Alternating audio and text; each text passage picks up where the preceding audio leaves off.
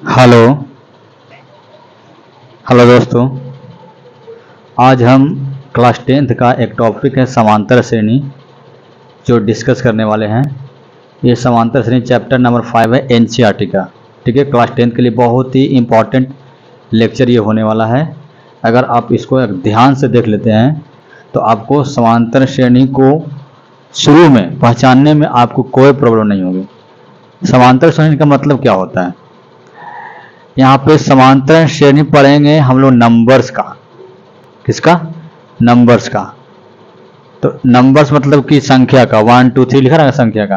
तो समांतर श्रेणी का मतलब कि किसी भी एक फिक्स्ड नंबर से बढ़ते जाना, किसी भी फिक्स्ड नंबर से बढ़ते जाना। समांतर श्रेणी का मतलब ये होता है। इसका मतलब क्या हुआ थोड़ा समझिए। जैसे मैंने लिखा नंबर 1 2 3 4 5 6 7, आपको एक पैटर्न लगा हुआ कि 7 के बाद क्या आएगा? 8 आएगा। 8 के बाद क्या आएगा? 9 आएगा। यहाँ से यहाँ तक लिखने के बाद आपको कुछ एक अगला टर्म ऑटोमेटिकली माइंड सोच लिया होगा कि 9 के बाद क्या आएगा? 10 आएगा। ऐसा क्यों हो रहा है? क्योंकि ये एक समांतर श्रेणी में है। नंबर जो है हर एक जगह पे फिक्स कांस्टेंट के साथ बढ़ रहा है। देखिए 1 है, 1 के बाद 1 बढ़ा, तो 2 हुआ, 2 के बाद 1 बढ़ा, 3 हुआ, 3 के बाद 1 बढ़ा, 4 हुआ, 4 के बाद 5 हुआ तो 1 बढ़ा, तो 5, और 5 के बाद फिर 1 बढ़ा तो कितना का 6। मतलब हर एक जगह हर एक टर्म में 1 का इंक्रीजिंग हो रहा है। 1 मतलब बढ़ रहा है। 1 हमेशा एक का करके बढ़ रहा है। तो आपका जो फिक्स नंबर हो गया क्या हो गया? 1। फिक्स नंबर क्या हो गया? 1। जो अचर संख्या जो है जिसके हिसाब से बढ़ रहा है वो कौन सा है? 1 है। इसीलिए हम लोग को लगा कि 10 के बाद क्या हो जाएगा? यहाँ पे 11 हो जाएगा। 10 के बाद क्या हो जाएगा? 11 हो जाएगा। ठीक है, देखिए समांतर श्रेणी का मतलब मेन यही होता है। अब इसको समझना,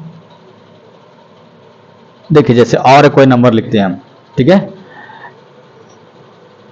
नंबर मैंने लिखा 5 5 10 15 20 25 30 35। आपको लगा होगा कि पहला इसके बाद क्या आएगा? 35 के बाद क्या आएगा? 35 के बाद क्या आएगा? 40 आएगा। क्योंकि जो भी नंबर को हम आगे लिख रहे हैं वो हमेशा 5 बढ़ रहा है। हमेशा कितना बढ़ रहा है? 5 बढ़ रहा है। तो यही जो फिक्स नंबर है ना, इसको बोलते हैं समांतर। समांतर, ठीक है, समांतर श्रेणी। ये जो नंबर बढ़ने का जो पैटर्न आपको जो दिख रहा है, इस तरीका से अगर कहीं भी बढ़ते रहे, कोई भी नंबर बढ़ते रहे या फिर घटते भी रहे, तो भी क्या रहेगा? वो समांतर श्रेणी में रहेगा। ठीक है, जैसे और भी है, बहुत सारे एग्जाम्पल हैं, और भी बहुत सारे एग्जाम्पल ले सकते हैं हम लोग। 5 0 -5 -10 -15 -20 डॉट डॉट। यहाँ पे क्या हो रहा है?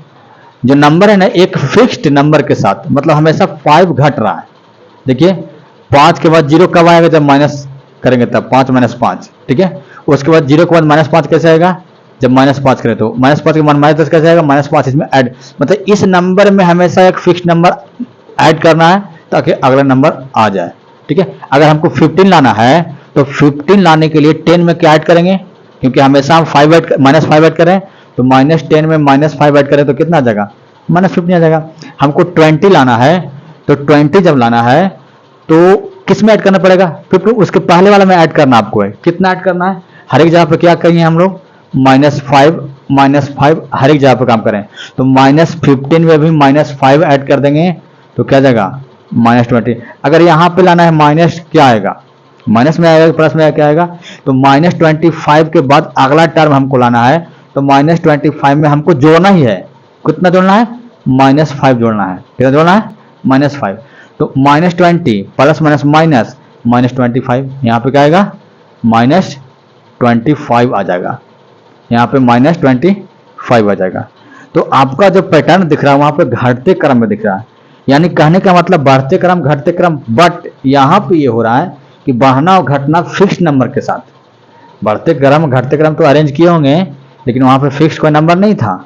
बट यहाँ पे बढ़ रहा है तो फिक्स नंबर के साथ ही बढ़ेगा और घट रहा है तो फिक्स नंबर के साथ ही घटेगा। अब समांतर श्रेणी तो के लगभग कुछ आपको बातें समझ में आएगा समांतर श्रेणी होता क्या है। किसी भी फिक्स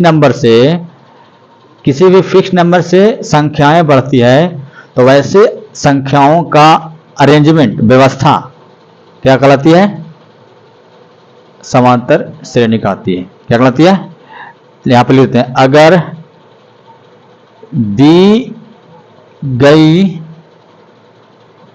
संख्याएं किसी फिक्स्ड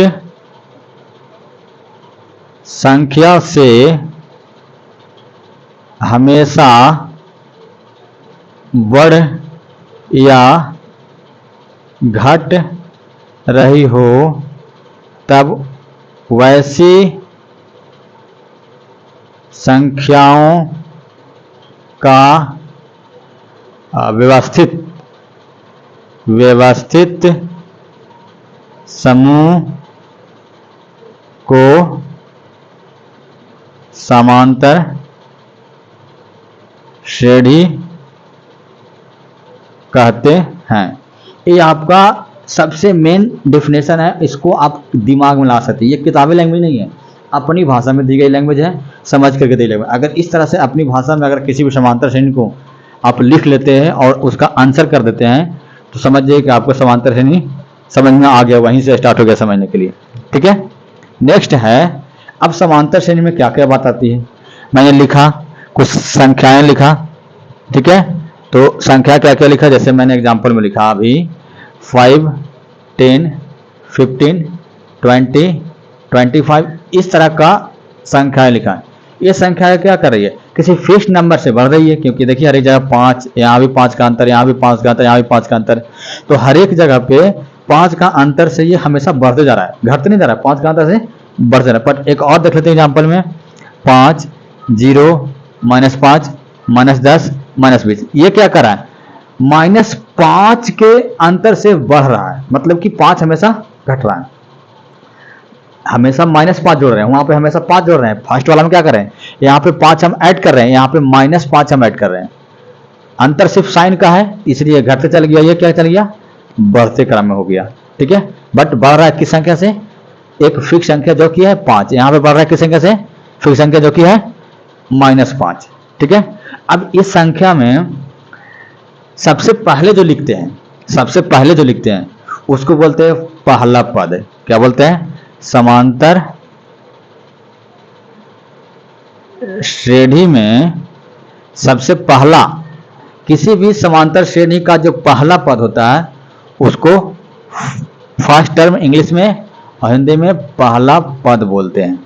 ठीक है, क्या बोलते हैं, पहला पद। तो मैंने पहला पद कितना हो गया, 5 हो गया, दूसरा पद कितना हो गया, अगला तीसरा 15, चौथा 20, ऐसे करके बढ़ते रहे। तो हम गिन सकते हैं कितना भी पद को, समांतर श्रेणी में कितना भी पद लिखा रहा है सबको गिन सकते हैं अभी। ठीक है, बाद में बताएंगे, थोड़ा सा अभी बेसिक समझ लीजिए। पहला पद समझ में आ गया, किसी भी समांतर श्रेणी का स्टार्टिंग टर्म जो होता है, स्टार्टिंग जो होता है ये पहला पद हुआ। ऐसे ऐसे बहुत एग्जाम्पल आएंगे। ठीक है, तो एग्जाम्पल के नाक समझ के एक बेसिक चीज समझते हैं जो जनरल, जिसको बोलते हैं व्यापक रूप। पहला पद समझ में आ गया। ठीक है, अब हम इसके बाद थोड़ा सा और समझते हैं। अब जिस अंतर से वो बढ़ रहा है, कितना से बढ़ रहा है, 5 के हमेशा जोड़ने पर बढ़ रहा है। तो जिस नंबर को जोड़ने पर हमेशा फिक्स आएगा वो नंबर, बट वो जोड़ने पर हमेशा अगला टर्म हम लिख सकते हैं, उस नंबर को बोलते हैं सार्व अंतर। क्या बोलते हैं, सार्व अंतर। क्या बोलते हैं, सार्व अंतर। ठीक है, ये दो पद हो गया, पहला पद हो गया और ये एक सार्व अंतर हो गया। ये दो चीज को थोड़ा सा व्यापक रूप से समझ लेते हैं हम लोग। व्यापक रूप से मतलब कि जनरल में कैसे लिखेंगे। ठीक है, जैसे यहां पे लिखते हैं व्यापक रूप। ठीक है, व्यापक रूप किसका, समांतर श्रेणी का। समांतर श्रेणी का व्यापक रूप क्या होता है, तो पहला हम लोग जब भी लिखेंगे एनसीईआरटी के अनुसार ए, दूसरा क्या होगा a + d, तीसरा a + 2d, A plus 3d, A plus 4d dot dot dot. देखिए ऐसे होगा, ये व्यापक रूप है, समांतर श्रेणी का व्यापक रूप है, जिसमें पहला पद क्या है, पहला पद है, पहला पद आपका ए है, और सार्व अंतर क्या है, सार्व अंतर आपका डी है। कितना डी, देखिए इसमें से अगर सार्व अंतर निकालना हो तो दूसरा पद माइनस पद, सार्व अंतर का फॉर्मूला क्या होता है, दूसरा पद माइनस पहला पद इक्वल टू सार्व अंतर। ठीक है, हमेशा दूसरा पद माइनस पहला पद कर सकते हैं, या फिर अगला पद माइनस पहला पद। ठीक है, तो यहाँ पे पहला पद ये है, दूसरा पद ये है, घटाएंगे तो क्या होगा, A plus D minus D, sorry A cut करके कितना आ जाएगा, डी। देखिए कहीं भी दो, लेकिन लगातार लेना है, लगातार लेना, ये ना कि यहाँ पे ले लिए ए और फिर ले लिए ए प्लस 2d, नहीं, लगातार लगातार लेकर के दोनों को घटाना है, तभी सार्वंतर निकलेगा, नहीं तो आप फंस जाएगा फेरा में। ठीक है, अब देखिए सार्वंतर यहाँ यहाँ तो लगातार लेना पड़ेगा, कहीं भी दो उठाना है लगातार, और अगला में से पिछला घटा देना है। ठीक है, तो अगर यहाँ उठाते हैं तो अगला कौन है, ए प्लस 2d है, ए प्लस 2d है, और पिछला कौन है, ए प्लस डी, घटा रहे हैं तो ब्रैकेट में पूरा आएगा। अब देखिए ए प्लस 2d माइनस ए माइनस डी, अब ए से कट जाएगा, 2d में से 1d चल जाएगा, कितना आंसर है, डी। अब कहीं भी ले लीजिए, आप यहाँ भी ले सकते हैं, ए प्लस 2d और ए प्लस 3d को ले सकते हैं, यहाँ भी ले सकते हैं, घटाइएगा तो देखिए ए से कट जाएगा, 3 में से 2 जाएगा, 1d बचेगा, तो सभी जगह क्या आ रहा है, डी आ रहा है, इसलिए सभी जगह का अंतर क्या है, डी, इसलिए इसका नाम क्या हो गया, सार्व अंतर। सभी जगह का अंतर अगर समान हो जाता है तो उसको बोलते हैं सार्व अंतर। तो इसको याद रखिएगा, व्यापक रूप बहुत याद करना जरूरी है। अब यहाँ पे एक और बात आया कि पहला पद कौन है, तो इसको नाम दे रहे हैं, पहला पद, दूसरा पद, तीसरा, ठीक है, चौथा, पांचवा, इस तरह से छठा पद आएगा, सातवां पद आएगा, छठा पद क्या आएगा, 6 है ना, उसमें से 5 मैंने 1 घटा दीजिए, 7 है तो 1 घटा दीजिए, इस तरह से चलते चल जाएगा। तो अब यहां से बात आया कि एनवा पद क्या होगा, समांतर श्रेणी में तो एनवा पद क्या होगा। हमने देखा कि पहला पद क्या होता है, ए, दूसरा पद ए प्लस डी, मतलब एनवा पद क्या हो रहा है, उससे एक कम घटा के लिख रहे हैं। जैसे हम अभी देखा कि ए हो रहा है, ए प्लस डी हो रहा है दूसरा पद, ए प्लस 2d हो रहा है तीसरा पद, ए प्लस 3d हो रहा है चौथा पद, ए प्लस 5d हो रहा है, सॉरी ए प्लस ई हो गया चौथा पद, ये पांचवा पद 4d, ए प्लस 5d छठा, ए प्लस 7d ये 6d सातवां पद, ए प्लस 7d आठवां पद। मतलब जितना पद मांग रहे हैं उससे एक कम यहाँ पे घट रहा है। तो अगर हम इस तरह से ए एनवा पद लिखें तो ए में कितना जोड़ पड़ रहा है, एन माइनस 1 जोड़ पड़ रहा है, यही जोड़ने पड़ रहा है। देखिए एनवा पद लिखना चाह रहे हैं तो ए में एन माइनस 1, अगर हम सातवां पद लें तो 7 में से 1 घटाएं तो 6, आठवां पद तो 8 में से 1 घटाएं तो 7, तो वही बात है एनवा पद। तो ए तो फिक्स है, सभी जगह चल रहा है, ए सब जगह क्या है, फिक्स है, और एनवा पद का रहा है इसलिए एक कम करना पड़ेगा तो एन माइनस 1, डी फिक्स है। ये आपका फॉर्मूला हो गया किसी भी समांतर श्रेणी का एनवा पद का फॉर्मूला, ये हो गया, इसको आप याद रखिएगा। ठीक है, एनवा पद, एनवा पद क्या होगा, एनवा पद हो जाएगा A N equal to A plus N minus 1 into D, ये होगा आपका किसी भी समांतर श्रेणी का एनवा पद। तो यहाँ पे फॉर्मूला इसको याद करके रखना है। आपको भारतीय वन या दूसरा बुक टीएन से भी लिख सकता है, हम यहाँ पे एनसीईआरटी एन से लिख रहे हैं। ठीक है, आगे अब समांतर श्रेणी में क्या आया, पहला तो पहचानने का तरीका कि समांतर श्रेणी कैसे पहचानेंगे हम।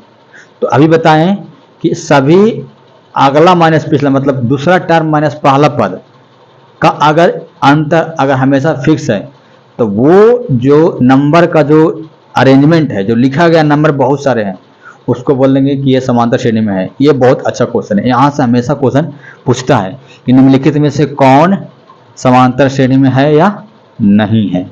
अगर समांतर श्रेणी में होगा तो दूसरा पद माइनस पहला पद, कहीं भी दो टर्म आप लगातार लीजिएगा, उसको घटाइएगा तो आंसर डी क्या आएगा, मतलब सार्वंतर क्या आएगा, फिक्स्ड आएगा। ठीक है, देखिए थोड़ा सा क्वेश्चन। अब समांतर श्रेणी में क्या क्या पढ़े थोड़ा सा फिर से देख लीजिए। हम लोग क्या क्या पढ़े, पढ़ लिए कि पहला पद क्या होता है। पहला पद को ए से डिनोट किया, सार्व अंतर को डी से डिनोट किया, और nth टर्म जिसको एनवा पद बोलते हैं, एनवा पद, ठीक है, उसको लिखा an बराबर a plus n minus one into D. ये तीन बातें हमने समझा। अगर किसी समांतर श्रेणी को पहचानना कि समांतर श्रेणी में है या नहीं, तो क्या करेंगे, दूसरा पद माइनस पहला, सभी जगह ये पैटर्न फॉलो करेंगे। अगर सभी जगह ये सेम आ गया तो दी गई जो संख्याएं हैं वो समांतर श्रेणी में होगी, नहीं तो फिर अगर नहीं रहेगा तो नहीं होगी। अब कुछ क्वेश्चन करते हैं। जैसे देखिए यहीं पे क्वेश्चन है, क्वेश्चन नंबर 1, 1 2 3 4। अब दूसरा पद माइनस पहला पद, ये दोनों के लिए, इसमें से दो में से एक जगह एक आ रहा है, ये दोनों के लिए एक आ रहा है, ये दोनों के लिए एक आ रहा है, तो सभी जगह अंतर क्या आ रहा है, फिक्स्ड कितना आ रहा है, फिक्स्ड एक से फिक्स हो गया, तो ये समांतर श्रेणी में। इसको देखिए 70 में से 100 घटाएंगे कितना आ रहा है, -30। 40 में से 70 घटाएंगे कितना आ रहा है, -30। तो हर एक जगह -30 का अंतर आ रहा है, तो ये समांतर श्रेणी में है। इसको देखिए -3 -2 -1 0, ठीक है, ऐसे चलते चल जाएंगे। तो क्या ये समांतर श्रेणी में है कि नहीं। तो जितना भी आपको ये टर्म दिया हुआ है, ये देखिए 1 2 3 4 टर्म दिया हुआ है, इस टर्म को आपस में लगातार लेकर घटाइए। तो -2 माइनस ऑफ -3, क्योंकि घटाना है ना, तो -3 यहाँ दिया हुआ था, माइनस करना था, तो कहते हैं -2 माइनस +3 हमेशा 1 आ गया। यहाँ पे कितना आ गया, 1 आ गया। उस ऐसे इसको -1 माइनस -2 इक्वल टू क्या आएगा, 2 में से 1 1 में -1 + 2 आंसर 1। तो हर एक जगह कितना आ रहा है, 1 आ रहा है, यहाँ भी कितना आ रहा है, 1 आ रहा है, यहाँ भी कितना आएगा, 0 में से -1 घटाएंगे तो 1 आएगा, यहाँ भी कितना आ रहा है, 1 आ रहा है। मतलब सभी जगह इसका सार्व अंतर कितना आ गया, 1 आ गया। सार्व अंतर समझ में आ रहा है कैसे निकाल रहे हैं, समझते जाइएगा। क्या ये समांतर श्रेणी में है, 3 3 3, देखिए ऐसा बिहार बोर्ड क्वेश्चन पूछ देगा, तो हाँ है। देखिए सब जगह अंतर कितना, 3 में 3 जगह 0, 3 में 3 जगह 0, 3 में 3, हमेशा 0 से बढ़ रहा है, समांतर श्रेणी में होगा हमेशा 0 से, अगला पद भी 3 ही आएगा, फिर 3 ही आएगा, मतलब डी सार्व अंतर कितना आ रहा है, डी बराबर 0 आ रहा है, ठीक है। Next term, next question number, question अब एक्सरसाइज का क्वेश्चन। चलिए सार्व अंतर समझ में आ गया, पहला पद समझ में आ गया। अब आपका क्वेश्चन करते, ठीक है। यह क्वेश्चन क्या है कि दी गई, यहाँ पे एपी के प्रथम 4 पद लिखना है, जबकि प्रथम पद और सार्वंतर दे दिया है। बस आसान है, प्रथम 4 पद लिखना है। तो हम अभी बताएं व्यापक रूप से ना, तो व्यापक रूप से आप 4 पद लिख लीजिए। पहला पद क्या होता है, ए, दूसरा पद क्या होता है, a + d, तीसरा पद क्या होता है, a + 2d, और चौथा पद क्या होगा, a + 3d। ये ना वो 4 पद, तो प्रथम 4 पद ही तो लिखना था, उस तरह से n पद भी लिख सकते हैं हम, ठीक है। तो पहला पद कितना हो गया, तो एक क्वेश्चन नंबर 1 कर रहे हैं इसका, तो 10 में से d, तो 10 + 10 कितना, 20, फिर 10 + 10 दूना 20, तो 30 हो जाएगा यहाँ पे, और 10 + 10 दिया 30, तो कितना आया, 10 आया, 20 आया, 30 आया, 40 आया। ये 4 पद लिखा गया। उस तरह से इसका ही बन जाएगा। इसका क्या कर रहा है, देखिए क्वेश्चन नंबर 2 क्या कर रहा है,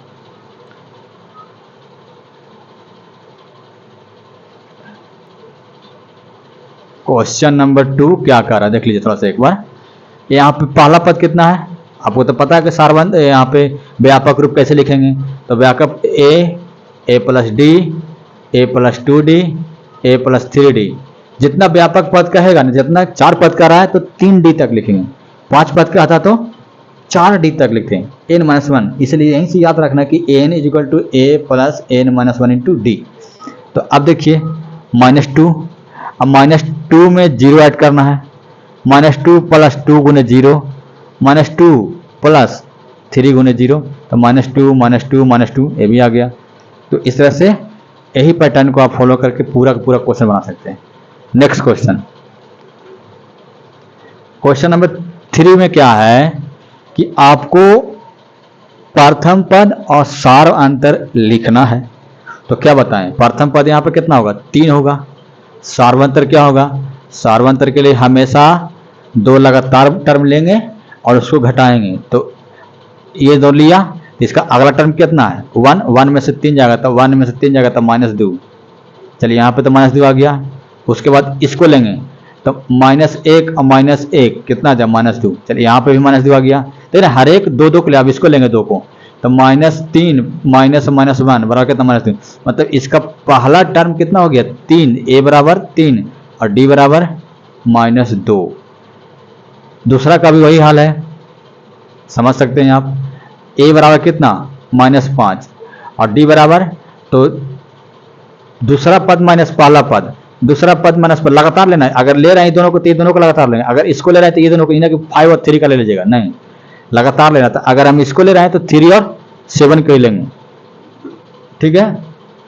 तो अब देखिए -1 -5 -1 + 5 4, सब जगह 4 ही आएगा। तो डी कितना आ गया 4, ठीक है। इस तरह से दशमलव वाला भी वही हाल है। अगर दशमलव वाला नहीं समझ में आए तो आप क्या कीजिए, देखिए दशमलव के बाद हमेशा एक नंबर है, एक नंबर है, एक नंबर है, एक नंबर है।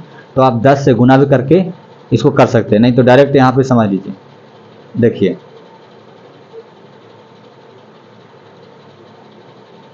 नेक्स्ट है दूसरा पद माइनस पहला पद, डी का वैल्यू, तो ए का वैल्यू क्या होगा 0.6, डी बराबर दूसरा पद माइनस पहला पद बराबर 1.1 आया ना, 1.1 आया। फिर क्या करेंगे, दूसरा पद मतलब कि 2.8 में से घटाएंगे 1.7, तो कितना आएगा 1.1 ही तो आएगा। तो सब जगह कितना आएगा 1 ही आएगा। 1, तो डी का वैल्यू क्या था 1.1 आएगा। चलिए इसका भी डी निकल गया।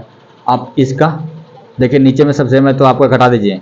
तो पहला पद तो ये हो गया, दूसरा पद 4/3 4/3 4/3, घटा के देखिए 5 में से एक जाएगा। नीचे तो सेम है ना, तो कोई दिक्कत नहीं है।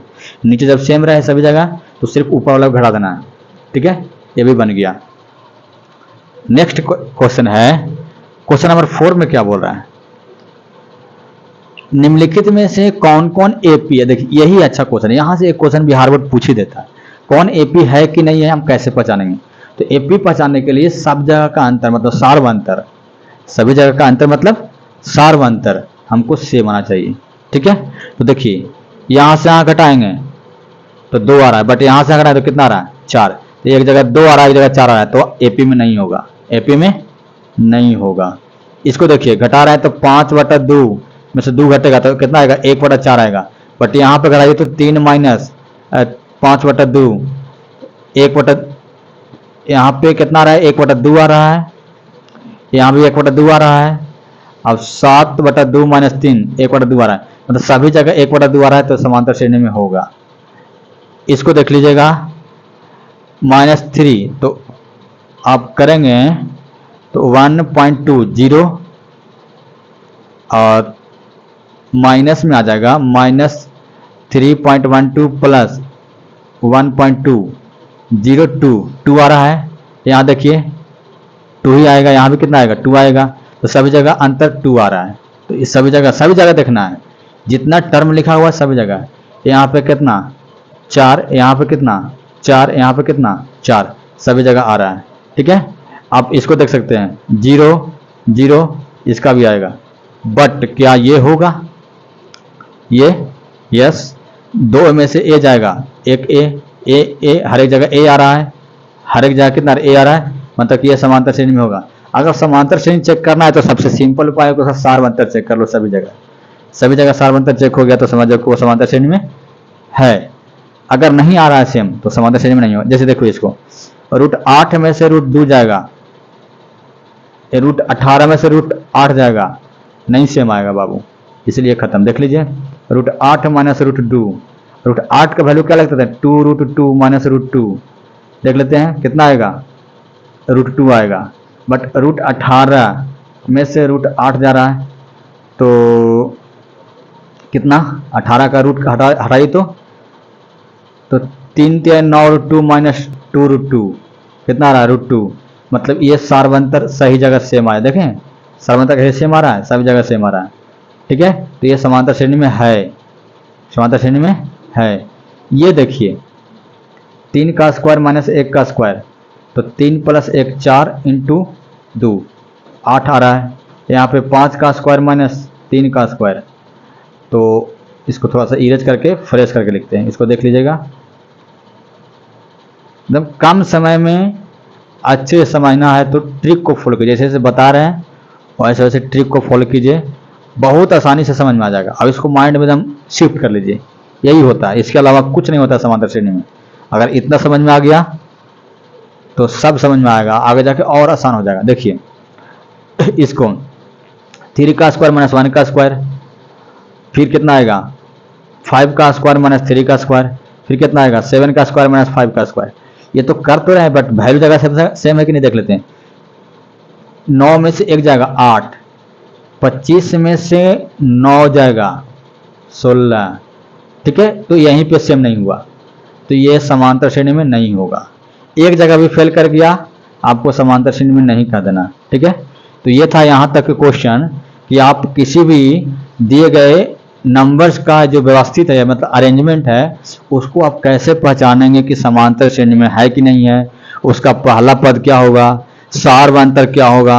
अभी हम एनवां पद निकालने के लिए नहीं बताए, बट एनवां पद का फार्मूला आपको बता दिए कि कैसे आता है, कैसे सोचते हैं उसके बारे में। अगर चौथा पद निकालना है तो N plus N equal to क्या होगा a प्लस 3d, 10वां पद निकालना है तो a प्लस 9d, मतलब एनवां पद का फॉर्मूला ही तो यही तो होता है, A N equal to A plus N minus 1 into D. मतलब जितना निकालना है उसमें से एक काम करके डी से गुना कर देना है खाली, और ये तो वही सेम चलेगा, शुरू पहला पद वाला चलेगा सेम, ठीक है। तो इस तरीका का क्वेश्चन, इस तरीका का पैटर्न अगर समांतर श्रेणी में फॉलो कीजिएगा तो बहुत अच्छा से समझ में आएगा क्वेश्चन, ठीक है। अभी फिलहाल बैच तो 10 क्लास का चल ही रहा है ऑनलाइन, तो आप ठीक ज्वाइन कर सकते हैं, ठीक है।